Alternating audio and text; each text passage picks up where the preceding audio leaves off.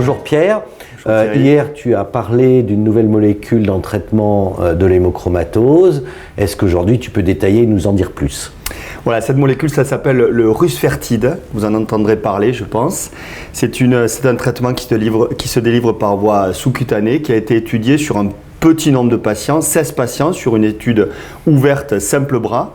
Et le rusfertide, c'est une hepcidine-like. C'est un petit protéine qui a la structure et la structure de l'hepcidine et qui a les fonctions de l'hepcidine. L'hepcidine, c'est une hormone qui est synthétisée par le foie et qui est majeure dans le métabolisme du fer parce qu'elle limite l'absorption du fer lorsqu'il y a trop de fer dans le sang.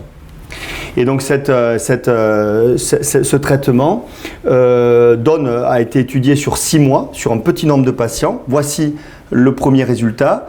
Alors, très important, il a été débuté après que les patients aient réalisé des saignées. Ils étaient saignés depuis plus de 6 mois. Donc déjà, il y avait des ferritines qui étaient déjà plus ou moins bien contrôlées.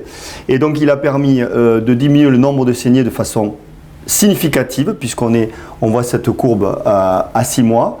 Sur le contrôle des paramètres ferriques, le fer, le coefficient de saturation diminue franchement. La ferritine est limitée, elle est stable et donc contrôlée par ce traitement-là.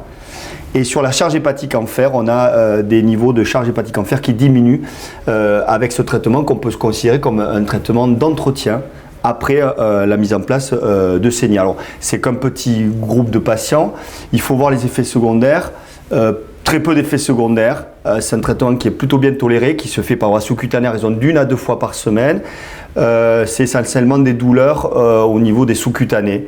Douleurs, érythème, induration, mais qui ne justifient pas l'arrêt du traitement. D'accord.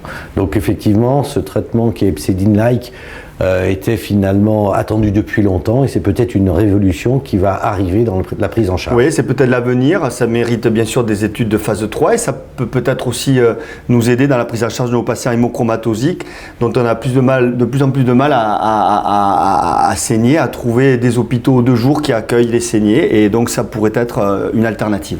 D'accord, merci beaucoup.